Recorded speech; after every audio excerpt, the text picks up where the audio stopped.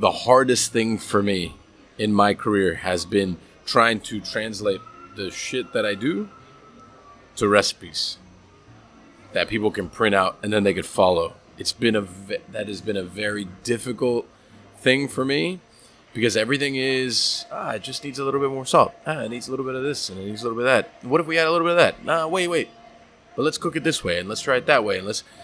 So that whole like evolution and like that off the cuff cooking stuff to me is the purest form, and it is always the best, but it's just hard to replicate. It's so hard to replicate. It's so hard to like, well, it's hard to, like, and we were talking about this before, right? Like how does the job work in essence? Like, I can sit there today and then a year from now open up a restaurant, and I today can come up with a menu, right? But then how do I translate that menu to teach the people around me to do it if it's right now it's just on paper because it hasn't physically happened? And then when it physically happens, then how do you get them to do it the way that you would want to do it? And it's probably the most challenging thing I've ever done in my career. It's like, we have several locations. It's like, how do we upkeep the standard, the quality, and the thing throughout all of them and not physically always be the one behind the stove? Which, the chain to the stove has always been a stigma for every chef forever, It's a challenge. It's a challenge. Because when people tell me, like, printing out a recipe and following that recipe, I'm always like, man, you follow the recipe. For my cooks, I'm like, you need to follow the recipe.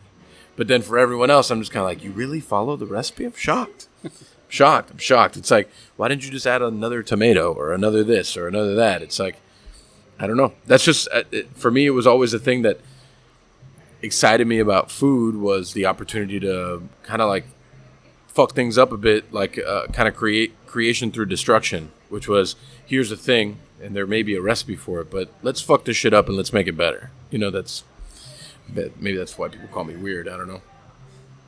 No, dude, let me tell you, man, there's a lot of correlation between that and what I do. The same thing, because I'll create the blends, me sitting in the factory floor. I grab, a half a leaf of this one, a quarter leaf of that one. I put it in a certain place in the cigar.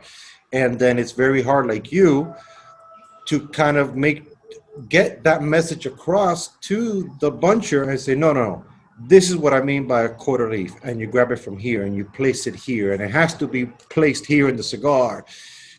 And you rely on them doing it right when you're not there. You know what I mean? You got to sear that fish the right way. You got to roll that cigar the right way. It's a fucking challenge, man.